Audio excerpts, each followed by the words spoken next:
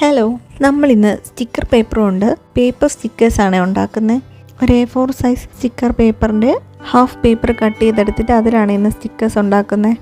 അപ്പോൾ ഇതിലെ കുറച്ച് ഇമേജസൊക്കെ ട്രേസ് ചെയ്തും പിന്നെ കുറച്ചൊക്കെ വരച്ചുമൊക്കെ എടുത്തിട്ടുണ്ട്. കമ്പനിയിൽ കണ്ട പോലെ തന്നെ 3 ടൈപ്പ് സ്റ്റിക്കേഴ്സാണ് ഉണ്ടാക്കുന്നത്. കുറച്ച് ക്യൂട്ട് സ്റ്റിക്കേഴ്സും ഫ്ലോറൽ സ്റ്റിക്കേഴ്സും പിന്നെ കുറച്ച് കോഡ്സും സ്റ്റിക്കേഴ്സ് ആക്കിയിട്ടുണ്ട്.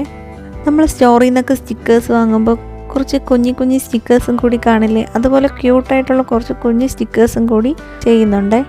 സ്റ്റിക്കർ കോഡ്സ് ഉണ്ടാക്കുന്ന ഭാഗത്ത് ഫുൾ ബ്ലാക്ക് പെയിൻറ് കൊണ്ട് ഫില്ല് ചെയ്തിട്ടുണ്ട്. ഈ കളേഴ്സിൽ വൈറ്റ് കളർ മിക്സ് ചെയ്ത് ഫ്ലോറൽ സ്റ്റിക്കേഴ്സ് ഉണ്ടാക്കുന്നിടത്ത് സർക്കിൾസ് പെയിൻറ് ചെയ്ത് കൊടുത്തിട്ടുണ്ട്. ഇനി അത് ഡ്രൈ ആക്കാൻ വെച്ചിട്ട് ബാക്കി സ്റ്റിക്കേഴ്സിൻ്റെ ബോർഡേഴ്സൊക്കെ നമുക്ക് ഫില്ല് ചെയ്ത് കൊടുക്കാം. ബ്ലാക്ക് കളറിലും പിങ്ക് കളറിലും ഒക്കെ ഞാൻ ബോർഡേഴ്സ് വരച്ചു കൊടുത്തിട്ടുണ്ട്. നമുക്ക് ഇഷ്ടമുള്ള കളർ വെച്ചിട്ട് ബോർഡർ വരച്ചു കൊടുക്കാം. എനിക്ക് ബ്ലാക്ക് ഇട്ട് വരയ്ക്കുന്നതാണ് കൂടുതൽ ഇഷ്ടം, അതുകൊണ്ടാണ് ഞാൻ ബ്ലാക്ക് കളർ വെച്ചിട്ട് തന്നെ വരച്ചിട്ടുള്ളത്.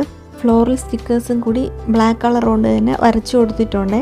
ഇതിൻ്റെ റെഫറൻസ് ഇമേജും പിൻട്രസ്റ്റിൽ നിന്ന് തന്നെയാണ് എടുത്തിട്ടുള്ളത്. ഇനി ഈ മുകളിലത്തെ പിക്ചേഴ്സും കൂടി കളർ ചെയ്ത് ഒന്ന് ക്യൂട്ടാക്കി എടുക്കണം. പിന്നെ ഈ ബ്ലാക്ക് കളർ കൊണ്ട് പെയിൻറ് ചെയ്തിരിക്കുന്ന അടുത്താണ് നമ്മൾ കോഡ്സ് സ്റ്റിക്കേഴ്സ് ആക്കുന്നത്. അതിന് വേണ്ടിയിട്ട് വൈറ്റ് കളർ പെന്ന് കൊണ്ട് കോഡ്സ് ഇവിടെ എഴുതി കൊടുക്കുന്നുണ്ട്.